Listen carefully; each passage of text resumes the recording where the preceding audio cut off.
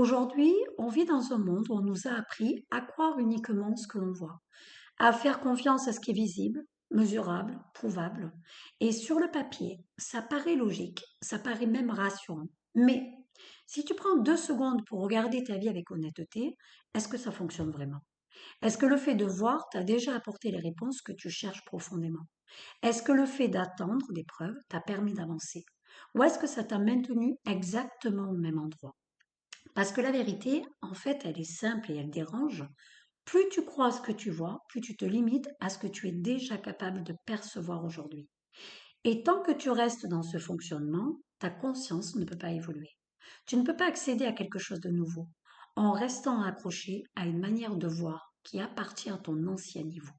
Et ça, c'est exactement ce que nous allons voir aujourd'hui dans ce nouvel épisode podcast à la quête du soi.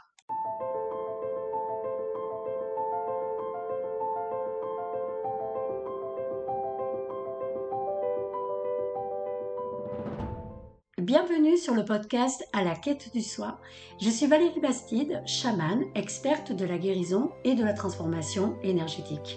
Chaque lundi, je te partage mes clés, mes compréhensions, mes vérités, mon expérimentation et mes connaissances pour t'aider à guérir, à te reconnecter à toi-même et à retrouver ton pouvoir intérieur. Ici, on parle vrai, santé, énergie, émotion, maladie, conscience. Pas de magie toute faite, juste du bon sens, du cœur et des clés concrètes pour transformer ta vie de l'intérieur. Bonjour à toutes et bonjour à tous, j'espère que vous allez bien, j'espère que tout va bien pour vous. Écoutez, franchement, ça y est, hein, l'automne arrive et ça change tout. Il y a quelque chose dans l'air, vous savez, une petite ouverture, une petite respiration différente et ça fait du bien. Et souvent, ce qui s'ouvre à l'extérieur vient aussi réveiller des choses à l'intérieur. Un peu comme si la lumière venait doucement nous rappeler qu'on peut voir autrement, ou plutôt ressentir autrement. Et ça tombe bien, puisqu'aujourd'hui, on va parler d'un mécanisme fondamental, profondément ancré en nous, c'est vrai, mais rarement remis en question. Vous savez, c'est cette idée que l'on croit uniquement ce que l'on voit. Alors, c'est vrai que depuis ton enfance, on t'a construit avec une base très précise. Le réel, c'est ce qui est visible, mesurable et prouvable. Ok. On t'a appris à faire confiance à tes yeux avant de faire confiance à ton ressenti. On t'a encouragé à chercher des preuves, à valider, à vérifier, à rationaliser. Et quelque part, ça partait d'une bonne intention. Te sécuriser, te structurer et te donner des repères. Mais dans ce processus, en fait, il s'est passé quelque chose de beaucoup plus profond. Parce que tu as appris, sans même t'en rendre compte, à te méfier de ce que tu ressens, à douter de tes intuitions, à mettre de côté tout ce qui ne rentre pas dans une logique immédiate. Et petit à petit, eh bien, en fait, tu as commencé à fonctionner à l'envers de toi-même. Tu as donné plus de valeur à ce qui est extérieur qu'à ce qui se passe à l'intérieur. Tu as commencé à croire que si tu ne voyais pas quelque chose, alors ça n'existait pas. Et c'est là que la coupure commence en fait. Parce que la réalité, c'est que l'essentiel ne se voit pas immédiatement. Ce fonctionnement ne vient pas uniquement de ton éducation directe. Il est beaucoup plus ancien que ça. Il est inscrit dans une mémoire collective qui est transmise de génération en génération, je dirais. En fait, tes ancêtres vivaient dans des contextes où la survie était la priorité absolue. Il fallait être vigilant, il fallait être pragmatique, il fallait être efficace. Ressentir, écouter son intuition, ralentir pour observer l'invisible. En fait, c'était pas une option.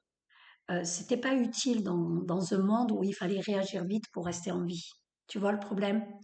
Alors, ils ont développé une intelligence du concret, une lecture du réel basée sur ce qui est visible, sur ce qui est immédiat, ce qui est tangible. Et ce mode de fonctionnement, eh bien, ils l'ont transmis. Pas consciemment, mais énergétiquement, émotionnellement, comportementalement. Et aujourd'hui, tu vis dans un monde qui est différent. Tu es plus en survie au même niveau, Mais ton système, lui, tes mémoires, fonctionnent encore comme si c'était le cas. Et c'est là que la fracture, elle apparaît. Parce que si ça t'a protégé hier, ça t'enferme aujourd'hui. Ce que je vais te dire là, tu l'as probablement, je pense, déjà vécu, enfin, du moins, je pense, peut-être même plusieurs fois. En fait, tu avances dans ta vie en pensant faire les bons choix, en suivant ce qui te semble logique, cohérent ou raisonnable. Tu prends des décisions qui sont basées sur ce que tu vois, sur ce que tu connais, sur ce qui te semble sûr. Et le problème, c'est que malgré ça, les résultats ne suivent pas comme tu l'espères. Alors qu'est-ce que tu fais? Tu ajustes, tu changes des choses, tu fais des efforts, tu redoubles d'efforts et tu recommences. Mais au fond, le schéma reste le même. Pourquoi? Parce qu'en fait, tu prends des décisions à partir d'un niveau de perception qui est limité. Tu veux avoir avant de croire. Mais tant que tu es dans cet état, tu peux pas voir ce qui correspond à ton niveau actuel. Et c'est là que beaucoup restent bloqués. Regarde ces situations et je te demanderai d'être honnête avec toi-même. Imagine cette personne qui enchaîne les relations en pensant tomber à chaque fois sur le mauvais partenaire, sans voir qu'elle rejoue inconsciemment le même schéma d'abandon. Elle attend de voir quelqu'un de différent, mais le problème c'est qu'elle ne change pas sa manière d'entrer en lien. Tu as aussi cet homme qui change de travail régulièrement, en fait parce qu'il est persuadé qu'il n'a pas encore trouvé le bon environnement. Alors que le problème c'est qu'il s'écoute jamais. Et il s'écoute jamais vraiment sur ce qu'il veut profondément. Et en fait, il ne le sait même pas parce qu'il ne s'est jamais posé la question. Et il attend de voir une opportunité claire. Mais il ne crée pas de l'espace pour qu'elle émerge. Donc forcément, cette opportunité ne viendra jamais à lui. Tu vois, c'est un peu comme, de toute façon, tout est une question d'énergie. Tu attires à toi tout ce qui correspond à ton énergie, effectivement, mais tout ce que tu ne veux pas, et ben forcément, tu l'attires à toi. Tu as aussi peut-être cette femme qui ressent un appel intérieur à changer de vie. Ou alors peut-être à ralentir, ou en tout cas à faire autrement. Mais le problème, c'est qu'elle reste figée parce qu'elle ne voit pas comment ça pourrait fonctionner concrètement. Donc elle attend une preuve avant de bouger. Mais la preuve ne peut pas apparaître tant qu'elle ne bougera pas. Le jour où elle bougera, qu'elle passera à l'action, là l'aura. Tu as cette personne qui accumule les formations, les lectures, les connaissances. Tout ça dans l'espoir de comprendre enfin ce qui bloque dans sa vie, mais qui reste dans la tête, dans son mental, sans jamais descendre dans l'expérience. C'est pareil, elle atteint un résultat qui n'arrivera jamais. Tu as cette personne qui dit vouloir évoluer, mais qui reste accrochée à des habitudes, à des peurs, mais aussi à des sécurités, parce qu'au moins ça, c'est connu. Mais si ça ne fonctionne pas, c'est visible, donc rassurant. Tu vois le point commun? En fait, le point commun, c'est qu'ils attendent de voir pour agir. Alors que c'est en agissant différemment qu'ils pourraient voir autre chose. Parce que si ça n'a pas fonctionné jusqu'à présent, tu te doutes bien que si tu ne changes pas les schémas, ta vision, ton comportement, tes habitudes, etc., etc., il n'y a rien qui changera. Deuxièmement, on ne peut pas attendre, parce que je suis désolée, c'est pas parce que tu vas attendre qu'on va t'apporter des opportunités, absolument pas. Si tu n'as pas cette énergie co-créatrice de vouloir changer ta vie, de vouloir changer une habitude, ben tu ne peux pas t'attendre à quoi que ce soit. Il faut toujours de l'action, il faut transformer cette énergie. Et le problème, c'est que le piège de l'attente, c'est quand tu dis je veux voir et qu'en réalité, tu es déjà dans une posture d'attente. Et cette attente, eh bien, elle est chargée d'une énergie particulière. C'est une énergie de manque, de doute, de contrôle. On attend un résultat, mais en fait, on attend. Bon, tu ne peux pas recevoir de cadeau, personne ne pourra te sauver. La seule personne qui pourra changer ta vie et te sauver parce que peut-être que ton boulot ne te convient pas, ta vie ne te convient pas, ton couple ne te convient pas, enfin bref, il n'y a que toi en fait. Et tu es en train de dire, ce que j'ai maintenant ne suffit pas. J'attends autre chose pour me sentir en sécurité. Ça ne marche pas. Et en fait, le problème, c'est que cette fréquence-là, elle ne peut pas attirer ce que tu veux vraiment. Parce que ce que tu veux, c'est souvent de l'expansion, c'est de la fluidité, c'est de l'alignement. Mais tu le cherches depuis un espace de tension, de peur, de contraction. Donc, quand tu veux de l'alignement, de la fluidité, de l'expansion, tu es en énergie haute. Mais quand tu es sous tension, la peur ou la contraction, tu es en énergie basse. Tu vois la différence? C'est que tu attireras à toi selon ton niveau d'énergie. C'est tout. Quand tu as toujours une notion de résultat, on est en énergie basse. Parce que si tu attends le résultat pour passer à l'action, ben c'est qu'il y a des peurs. Donc tu le feras jamais. Oui, mais je ferai ça quand j'aurai ça. Non, parce que quand tu l'auras, ben en fait, tu t'apercevras que finalement tu veux plus, ce qui est tout à fait normal. Mais si tu attends un résultat, tu te doutes bien qu'il n'arrivera jamais à toi. Donc tu ne passeras jamais à l'action. C'est comme essayer d'entendre une musique subtile dans une pièce remplie de bruit. Tu vois, c'est exactement la même chose. Ce n'est pas que de la musique, euh, ce n'est pas que la musique n'existe pas, c'est que ton état ne te permet pas de la percevoir. Tout est une question d'énergie. Et la bascule dans tout ça, c'est qu'elle commence quand tu arrêtes de chercher à voir et que tu recommences à ressentir. Alors pas de manière spectaculaire, bien évidemment, puisqu'on est tous sur un cheminement d'évolution. Hein. Si c'était aussi facile, ça se saurait, tout le monde le ferait, mais pas avec des grandes révélations immédiates, mais dans quelque chose de beaucoup plus simple, beaucoup plus ancré. En fait, la base, c'est de revenir au corps, revenir aux sensations, revenir à cette intelligence fine qui ne passe pas par le mental. Tu vois, c'est par tes sens, par tes capacités, par ton intuition, par ton énergie. Alors une énergie beaucoup plus positive, hein, par un alignement, un ancrage, par le fait que tu connaisses tes valeurs, par le fait que tu n'as plus besoin de donner ton pouvoir ou d'avoir la validation, ou tu n'es plus en train de sauver Willy, parce que tu es ancré avec toi-même, parce que tu es authentique. Quand tu entres dans une pièce et que tu sens une tension sans savoir pourquoi, c'est déjà une information. Tu vois, les sensations, c'est hyper important. C'est ce qui t'aide justement à évoluer. Quand tu rencontres quelqu'un et que tu ressens un malaise, ou au contraire une ouverture, c'est déjà une lecture. Tu vois? Quand tu fais quelque chose qui devrait te convenir, mais que tu sens une résistance intérieure, ce n'est pas un caprice, c'est un signal.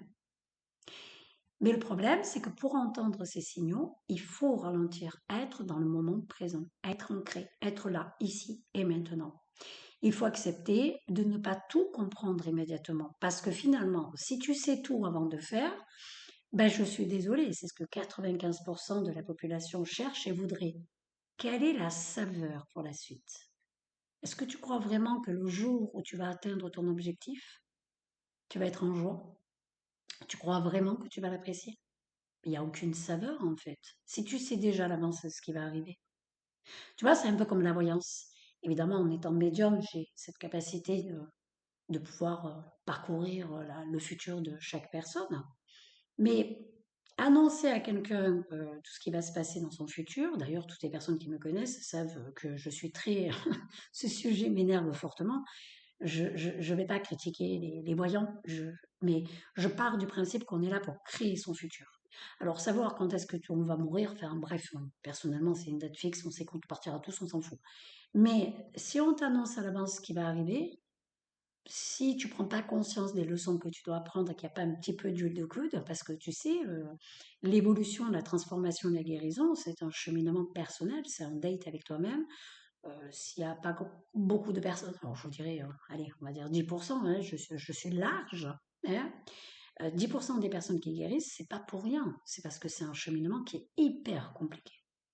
C'est prendre ta part de responsabilité, hein, c'est prendre conscience que ben, l'extérieur n'est pas fautif de la vie que tu as, c'est comprendre tes peurs, c'est comprendre tes craintes, c'est poser tes pardons, etc., etc. Donc évidemment que c'est pas facile, évidemment que c'est compliqué. Donc si on t'annonce à l'avance quel va être le résultat, je suis désolée, déjà d'une, tu ne changeras pas. Si tu es en énergie basse, ben, tu le sauras toujours. Et puis, si tu n'as pas ressenti toute cette gestion émotionnelle négative au fond de tes triples, tu vois, parce que le jour où tu vas prendre conscience que peut-être tel événement, ben, finalement, tu avais le choix. Ouais, tu as peut-être vécu pendant des années dans une relation hyper toxique. Tu as peut-être pris des tartes, des coups de poing. Mais le jour où tu prends ta part de responsabilité, je ne dis pas que tu mérites ce qui t'arrive. Absolument pas. On ne devrait pas vivre ça. Mais tu avais le choix. Oui, on a des excuses, bien sûr, et je sais de quoi je parle. Hein. Mais tu avais le choix. Ça, c'est compliqué de l'accepter. Tu comprends? Donc, si on t'annonce à l'avance, est-ce que tu crois vraiment que tu vas aller faire ce travail-là? Mais absolument pas. C'est justement toutes ces petites parties qu'on évite. Tu vois, on l'a mis de côté, on l'a enterré, on s'est dit, allez, c'est bon, allez, je fonce, je suis une guerrière, allez, j'y vais. Non, non, je suis dure, j'ai une carapace, j'en fais une force. Mais ça, c'est être un psychopathe, ça. Ça marche pas, ça. Le travail, c'est justement de comprendre pourquoi tu es resté, pourquoi tu as pris des tartes, pourquoi tu as donné ton pouvoir. Tu vois? Donc, pour entendre ces signaux, il faut ralentir. Si on est dans le mental, on ne peut pas les entendre. S'ouvrir, ce n'est pas devenir quelqu'un d'autre. Absolument pas. C'est enlever ce qui t'empêche d'être pleinement toi. Concrètement, ça passe par des choses simples, mais qui sont quand même profondes. Parce que accepter de ne pas avoir toutes les réponses tout de suite, sans chercher à combler le vide à tout prix, bah, c'est hyper courageux. C'est hyper intelligent. Observer tes réactions automatiquement sans les justifier immédiatement, pareil, c'est prendre des décisions basées sur ce que tu ressens, même si ça ne fait pas encore sens mentalement. C'est sortir du besoin de contrôle constant qui te donne l'illusion de sécurité, mais qui t'empêche de vivre réellement. C'est aussi accueillir l'inconfort du changement, sans revenir immédiatement à l'ancien pour te rassurer. Tu vois, ce sont des choses profondes qui demandent du temps. Évidemment que on va pas réussir de suite, d'accord? Voilà, donc il faut accepter que va falloir réajuster, puis il y a une question de timing. Mais tout ça, c'est profond. Et surtout, c'est comprendre une chose essentielle, c'est que tu ne verras jamais avant d'être prêt à voir. Et tu ne seras prêt que quand tu accepteras d'avancer sans voir. Je vais te parler simplement, pas avec des concepts compliqués, pas non plus avec des grandes théories, mais juste avec des situations que tu connais déjà. Parce que le vrai déclic, il vient pas quand tu comprends quelque chose d'intellectuel. Il arrive quand tu reconnais. Regarde, tu connais peut-être cette personne qui dit quand j'aurai plus d'argent, je serai enfin serein.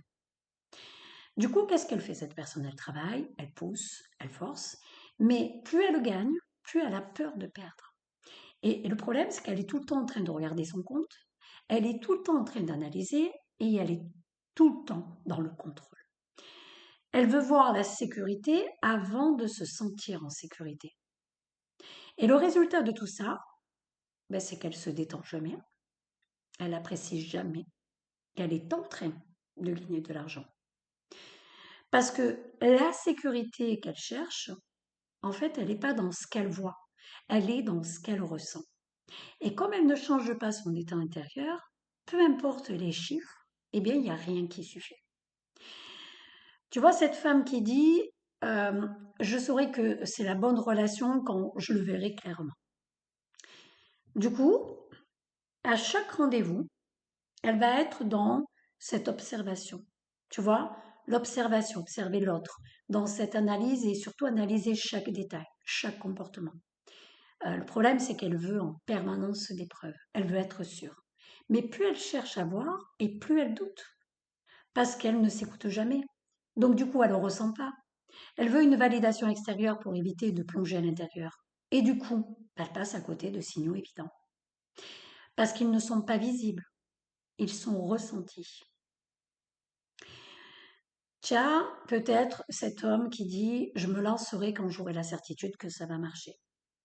Alors du coup, ben, tu as cette personne qui va attendre que ce soit le bon moment. Il va préparer, il va réfléchir, il va anticiper tous les scénarios, toutes les situations, évidemment les plus négatives, hein, ça paraît logique. Mais en fait, il n'y a rien qui démarre. Parce que cette certitude, elle n'existe pas avant l'action. Elle se construit en marchant. Et lui, il veut voir le chemin entier avant de faire le premier pas. Donc il reste immobile. Et il appelle ça être prudent. Tu as aussi cette personne qui va dire je ne ressens rien, donc ça ne doit pas être important. Alors qu'en réalité, c'est une personne qui est coupée. Elle est anesthésiée. Elle a appris à ne plus ressentir pour ne plus souffrir. Et aujourd'hui, elle prend cette absence de ressenti comme une vérité. Mais ce n'est pas qu'il n'y a rien, c'est qu'elle ne perçoit plus. Tu as aussi cette femme qui sent qu'elle doit ralentir, qu'elle est épuisée, que quelque chose ne va pas. Mais malheureusement, cette personne continue.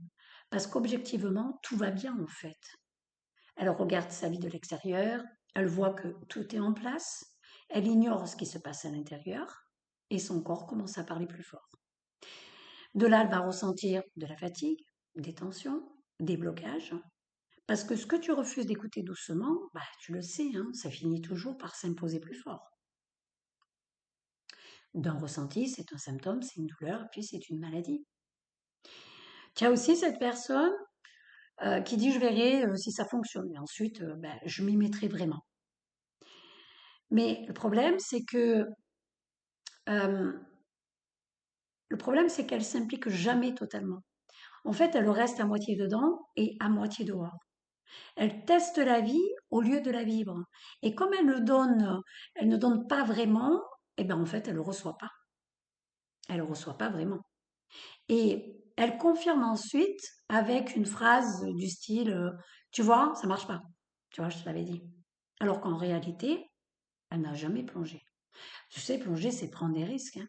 Prendre un risque, c'est ce que tous les êtres humains devraient faire. D'ailleurs, c'est bien pour ça que la, la plus grosse problématique sur cette planète, c'est que les gens ne prennent pas de risques. Alors, ils pensent prendre des risques. Acheter une maison, se marier, faire des enfants, c'est pas prendre des risques, ça. Prendre un risque, c'est ressentir que tu dois faire un choix, prendre une direction. Tu sens, c'est viscéral, tu vois. Et en fait, tu connais ta trajectoire, tu sais où tu dois aller. Le comment, tu sais pas. Ça, c'est pas ton problème. Mais c'est viscéral. Tu as mis en place ton plan et tu sautes. Il n'y a pas de notion de résultat. Tu sais que tu dois y aller, tu sais que tu dois le faire. C'est non négociable. C'est ça, prendre un risque en fait. Tu vois, tu peux avoir aussi cet homme qui dit je crois que ce que je vois. Mais ce qu'il voit, c'est uniquement ce qu'il est déjà capable de percevoir avec son niveau actuel. Donc, bah, le problème, c'est qu'il tourne en rond dans la même réalité. Il pense être lucide alors qu'il est enfermé dans un cadre invisible. Donc, en fait, bah, il ne pourra jamais voir ce qu'il a envie de voir. C'est pas possible.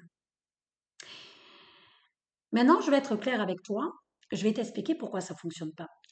Si tu fonctionnes comme ça, ce n'est pas que tu fais mal, c'est que tu es limité par ton point de départ.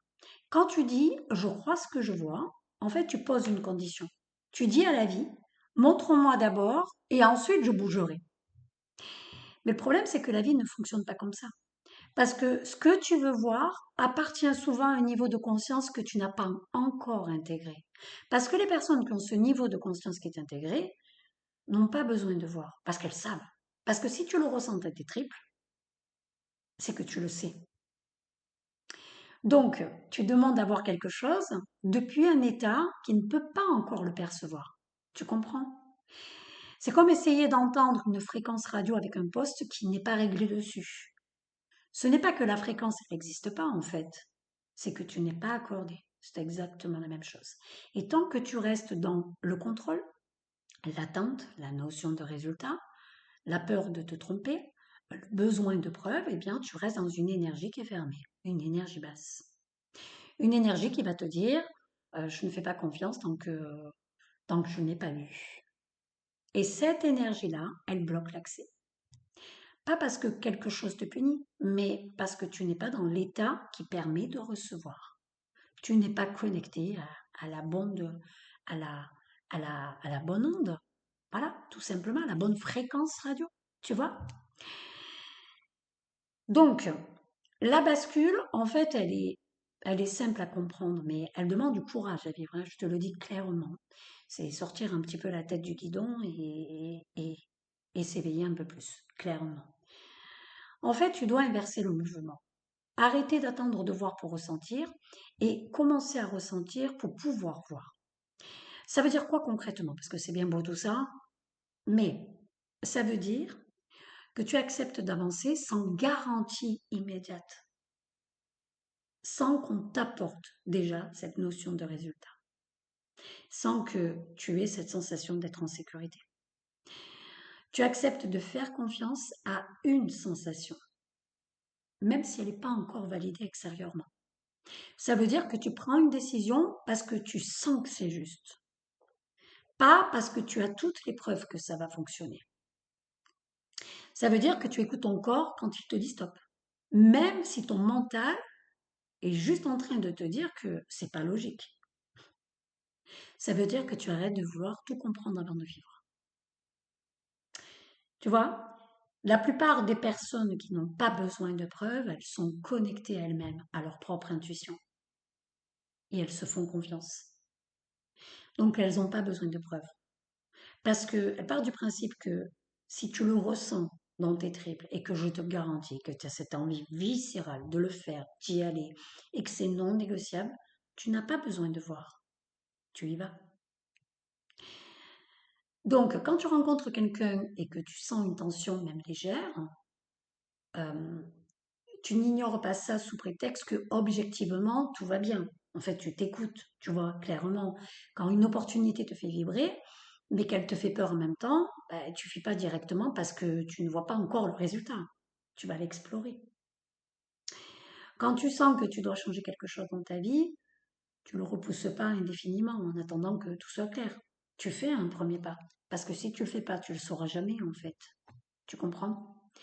Quand tu es fatigué intérieurement, tu forces pas en te disant que ça va passer. Tu arrêtes, tu t'arrêtes, tu observes et tu respectes. En fait, c'est juste de la logique, c'est du vivant, c'est de la logique simple. Tu vois? Parce que je reprends l'exemple quand tu rencontres quelqu'un que tu sens une tension même légère. C'est simplement une personne, bien évidemment, qui va être plus toxique que toi. Donc, si tu ressens une barrière, tu vois, quelque chose qui t'empêche d'aller au-delà, c'est parce que tu n'as pas fait ce travail. Donc, tu risques d'être impacté par cette toxicité. Tu comprends? Donc, en fait, ton corps, tes perceptions te permettent déjà de te mettre en sécurité, de te faire comprendre, écoute, cette personne, c'est bien beau, mais ce n'est pas le moment pour la rencontrer. Tu dois encore travailler sur toi-même. Le jour où tu auras confiance en toi, oui, tu pourras rencontrer n'importe quelle personne toxique, bien sûr. On est tous toxiques, mais évidemment, il y a des personnes qui sont plus toxiques. Il y a des personnes qui ont moins d'ouverture du cœur. Voilà, tout simplement. Donc ça, c'est une mise en garde, tu vois.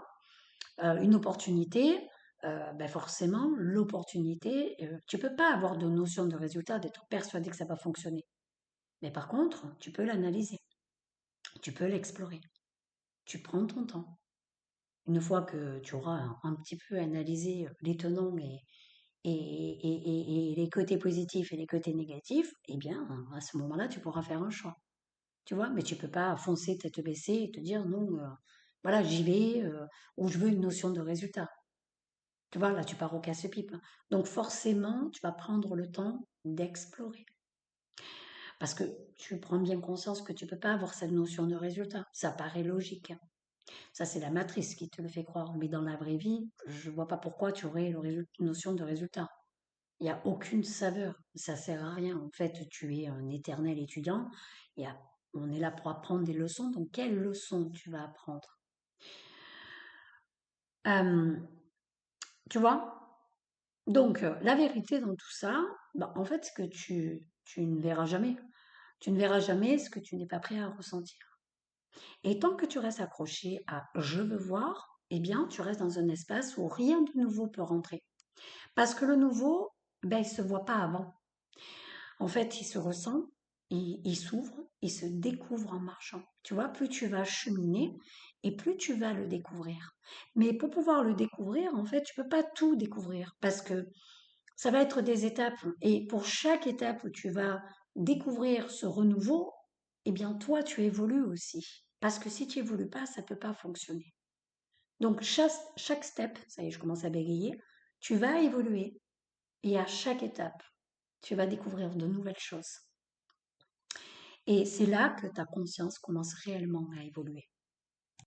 Voilà, pour terminer les amis, bah écoute, si aujourd'hui tu as cette sensation de tourner en rond, de ne pas avancer malgré tous les efforts, bah en fait dis-toi que c'est pas un échec, c'est juste un signal que ton ancien mode de fonctionnement, bah, il arrive à sa limite.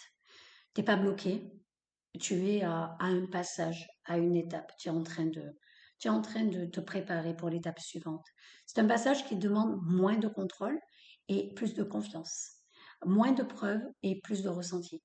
Et je sais que ça peut faire peur parce que c'est pas ce qu'on t'a appris, mais il y a la peur et la bonne peur. Tu vois, la mauvaise peur, celle qui te bloque, et la bonne peur, celle qui, celle qui te fait vibrer parce que tu as peur, mais tu sais que tu dois le faire, tu sais que tu dois y aller. Mais c'est là que la vraie transformation, en fait, elle commence. Voilà, les amis, merci d'avoir été là. Merci pour votre écoute, pour votre présence, pour vos partages, mais aussi pour vos messages, tout ce que vous envoyez. Vraiment, je tenais à vous en remercier. Vous savez, ce podcast, il évolue à une vitesse incroyable. Et sans vous, bah, en fait, il serait rien. Et je tenais à vous remercier. Donc, merci sincèrement.